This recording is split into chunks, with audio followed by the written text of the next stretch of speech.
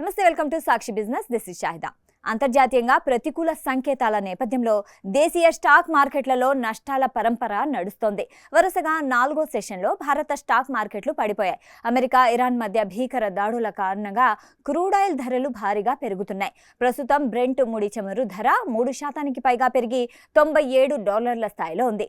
వడివడిగా $100లకు చేరువవుతుంది. మరోవైపు మార్కెట్లు పడిపోతున్న ఇమామి పేపర్ మిల్స్ షేర్లు మాత్రం దూసుకెళ్తున్నాయి. కిందటి రోజు 20% అప్పర్ సర్క్యూట్ కొట్టగా గురువారం సెషన్లోని ఇంట్రాడేలో ఓ దశలో 13% పైగా ఎగబాకింది.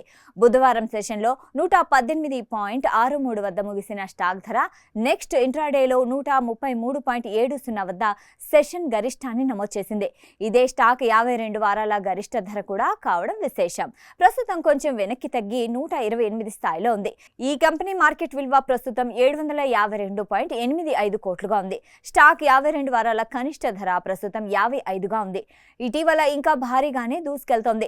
జూలై 17 సెషన్లో 90.40 వద్ద ముగియగా అక్కడి నుంచి 4 సెషన్లలోని ఏకంగా షేర్ ధర 50% వరకు పుంజుకుంది. లక్ష పెట్టుబడి పెట్టిన వారికి 4 రోజుల్లోనే 50,000 వరకు లాభం వచ్చిందన్నమాట. దీంతో స్వల్ప కాలంలోనే మల్టీ బ్యాగర్ రిటర్న్స్ అందించిందని చెప్పొచ్చు. జూలై 22 సెషన్లో ఈ స్టాక్ 20% అప్పర్ సర్క్యూట్ కొట్టింది. మార్కెట్లు పడిపోతున్నా ఈ స్టాక్ ధర పెరిగేందుకు ప్రధాన కారణం Q1 రిజల్ట్స్. అవును, 2026 ఏప్రిల్-జూన్ త్రైమాసికంలో ఏకీకృత ప్రతిపాదకన ఇమామి పేపర్ మిల్స్ నికర లాభం 38.61 కోట్లుగా నమోదైంది.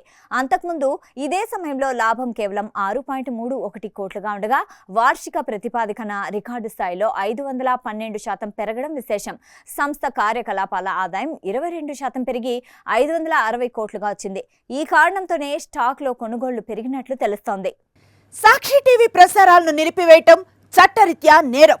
సాక్షి టీవీ ప్రసారాల కోసం మీ స్థానిక కేబుల్ ఆపరేటర్ను వెంటనే సంప్రదించండి. DTHలో ఇంటర్నెట్లో కూడా సాక్షి టీవీ ప్రసారాలను వీక్షించవచ్చు.